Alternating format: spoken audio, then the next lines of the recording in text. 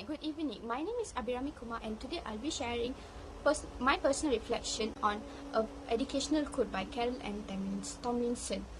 Differentiated instruction is not a set of strategies, but a way of thinking about teaching and learning. This code may sound simple, but for me, it personally holds a powerful meaning. It challenges me as a future educator to see teaching not just as something that I do, but something that I believe in, which shapes the way we see our students, plan my lesson, and also create the classroom environment. When I first read this code, I realized how easy it is to mistake differentiation just as a checklist of strategies like group work, tiered tasks, or visual aid. But Carol reminds us that differentiation isn't just a formula, it is a mindset, a philosophy that drives every decision we make in the classroom. Let's take a moment to understand the code. When Carol says that not a set of strategy, she reminding us that differentiation is not about doing more work, but it is about doing work that matters more for every student. It is not about creating different worksheets or giving extra notes. It is about creating equal opportunities for success. Differentiation starts from the heart, not from the textbook. It means it begins with the teacher's mindset, where one that values equity over equality. Equality means giving every student the same thing, but equity means giving each student what they need in order to succeed. It is the real essence of differentiated instruction. So, when I think about this code, I see it as a reminder to teach with empathy, to look beyond the syllabus and see the unique learners in front of me. Okay, now let's look at how this code connects to the four main components of differentiated instruction, which are readiness, interest, learning style, and also learning environment. Let's start with readiness now. Student readiness is about where each student currently stand in their understanding and skill level. In a real classroom, those two students start from the same point. Some may already can grasp the topic quickly, while others need more time and more scaffolding from the teacher. For example, if I'm teaching essay writing, one student might already know how to make a clear thesis statement, while another may still struggle to even form an easy sentence. If I teach both of them in the same way, one will be bored immediately and other will be lost. So, differentiation based on readiness means that adjusting the content, process, or the material according to the student's level. For example, I could give the advanced student an extension task such as writing and persuasive essay on a complex topic. For students who need more support, I could guide them step by step with a sentence starters or example. But again, this is not about using a fixed strategy, but it is about having a flexible mindset. It is about the thinking that how can I meet the student where they are and help them to move forward from there. As a future teacher, I see readiness as a reflection of growth mindset, believing that every student can progress as long as we provide the right kind of support at the right time. Interest refers to what the student care about, their passion, curiosities, and motivation. When Carol talks about differentiation being in a way of thinking, this is where it becomes very human. Because teaching with interest in mind means recognizing that learning is emotional. When students are emotionally engaged, their brains opens up to learning. Imagine teaching a poetry.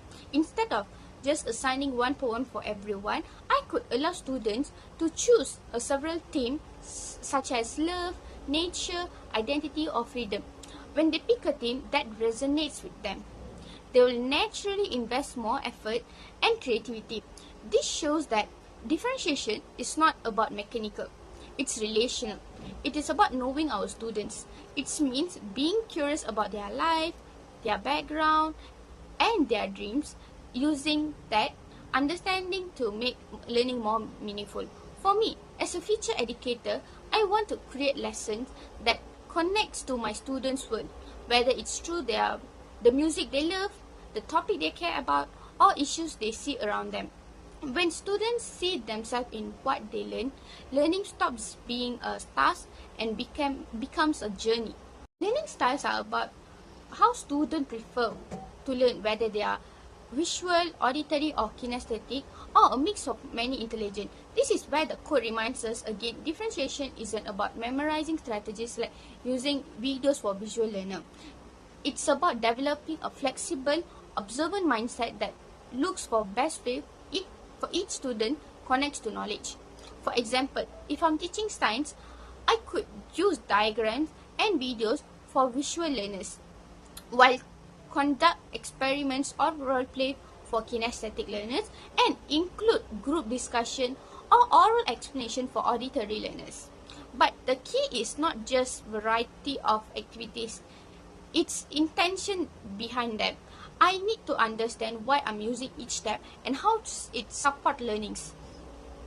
As teachers, our role is like a architect. We design the classroom experience with different entry points so that everyone, regardless of their learning style, can access understanding in their own way. When I think critically about this, I realize differentiation it's not about labeling students by one of their learning style. It is about honoring diversity in the way where knowledge is processed. A single student can learn visually one day and kinesthetically the next day. So the real differentiation is in our flexibility as teachers. The last component is the learning environment, and honestly, this is where the heart of differentiation truly shows. A differentiated classroom is not just a space filled with colorful charts or organized desks. It is about climate of respect and acceptance. It is a place where students feel safe to take risks, make mistakes, and express themselves. Carol's quote reminds us that our thinking, our attitude shapes this environment. If we see diversity as a strength, our classroom becomes a place of growth. But if we treat differences as problems, learning becomes restrictive. For example, if a student struggles with public speaking, instead of forcing them to present in front of the whole class, I could allow them to record a short video or present in a smaller group first. This kind of adjustment shows that I value their comfort and confidence as their part of learning journey. As a future teacher, I imagine creating a classroom where students' voices are heard, where they can ask questions freely, where mistakes are taken as opportunity, and where respect is not just taught but practiced daily.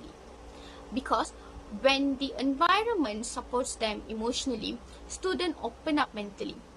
And that's when real learning happens. Personally, I think Carol and Tomlinson's quote reminds me of something very important, that differentiated instruction is an act of empathy disguised as pedagogy.